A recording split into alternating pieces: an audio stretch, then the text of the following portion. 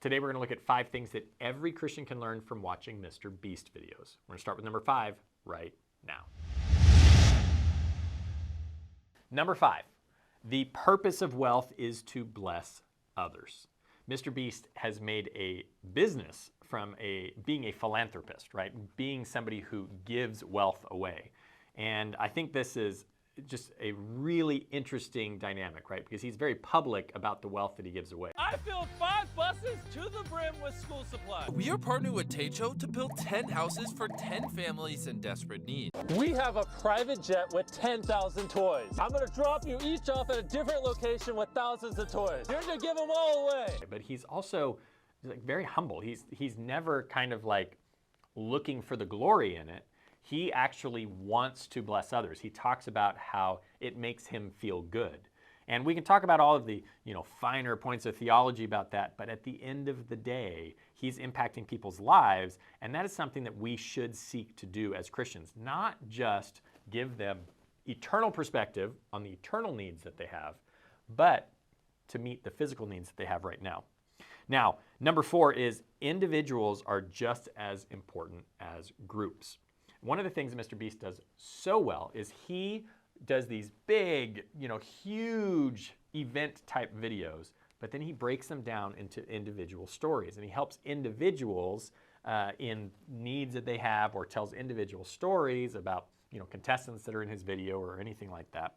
And we as Christians need to remember that we want to make massive impact, but we do that through individuals. So we may want to impact culture and go out and see a cultural wave, a revival of things happening, maybe a healing of our nation, or some of these different kind of things that conservative Christians and Christians in general hopefully would want to see happen.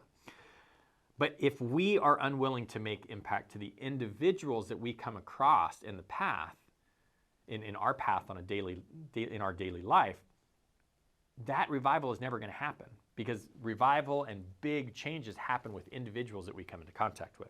Number 3, meeting physical needs gives us relational authority. Now, that's kind of a mouthful. Maybe you don't know what I mean by that. Let me explain it in more detail.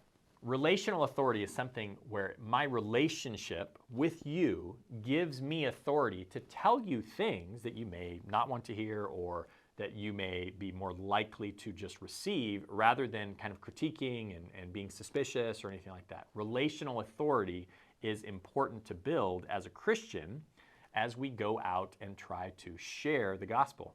And meeting physical needs is the best way to build relational authority. Mr. Beast does this great. I love the way that there's a video that kind of came out recently with 1,000, restoring sight to 1,000 people. And this video, we're curing 1,000 people's blindness. I mean, it just takes off like wildfire, because everybody understands that when you receive sight, there's a physical need, a physical thing that has kept them from living to the fullest. And when you bring that into it, that is an amazing thing. It's a powerful metaphor. It's a powerful metaphor because it's a metaphor that Jesus used, giving sight to the blind. It was a sign of the Messiah, that he gave like real blind sight. So this is something that, Mr. Beast is tapping into and meeting these physical needs. And, Jesus did the same thing when he came. He met physical needs, and the crowds followed him from that. Now, it is important to note, not everybody whose physical needs were met by Jesus followed him afterward. So it's not enough that we do that, but that doesn't mean that we don't do it as Christians. Number 2, we should have a local and a world focus. So Mr. Beast grew up in North Carolina, Greenville, North Carolina, right outside of Raleigh, and he has kind of built his business there. He never left it. He's kind of kept that local focus. He does a lot for the community there, which is great. We as Christians are missionaries to our local community first, the people around us, like family, church, local community, nation, world. But one of the things that Mr. Beast has continued to do is go bigger and bigger, right? He does these massive things around the world. The eyesight video, as we talked about, he starts local. He restores sight to hundreds of people there, but then he goes out into the rest of the world. So not only are we helping people here in America, but we're also going to other places around the world. Because unfortunately, nearly half the population with curable blindness doesn't have access to this surgery. So I wanted to provide this to as many people as possible. Is paying for the surgeons to go out and do this surgery in Africa and Asia and the rest of the world. So awesome reminder to us as Christians that we need to not only be concerned with local and involved in the local, because we are missionaries there first, but we also need to look at the world. And Paul says this in Ephesians, right? He says that we are to pray for one another, that we should pray for the believers that are in other places, that we're connected through that pipeline of prayer. The number one thing that I think we should take away from Mr. Beast, that we as Christians can learn from Mr. Beast, Jimmy Donaldson, as his real name is that even an unknown kid from the burbs can make an impact in the world. The story of Jimmy Donaldson is super interesting to me because he knew he wanted to do this. It was just this passion, of his early on. And I think, when we look at the combination of conviction, perseverance, and willingness to learn and try things new, that is what has allowed Mr. Beast to be successful.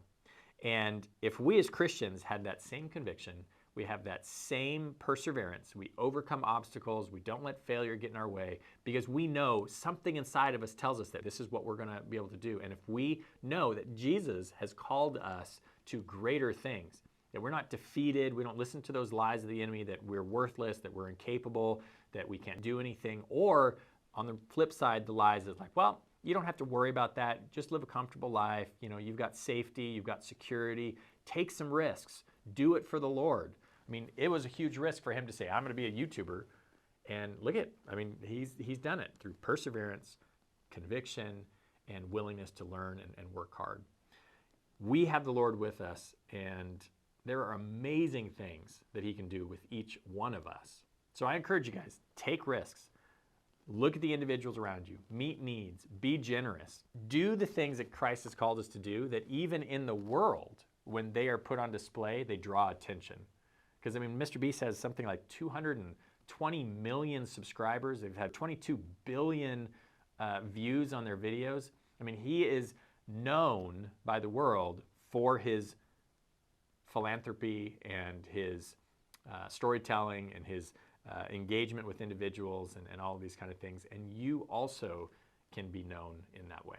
So hopefully this was interesting, a little bit entertaining. Liked our take on this. We like to look at things in society that we can learn about. We're going to do more of these videos with our 5 things to learn from something. And if you didn't catch the last one we did, 5 things that you can learn about evangelism from Chris Pratt, you can check that video out by clicking somewhere around here. And we hope that you enjoy them. Like, share, subscribe, and we will see you in the next video.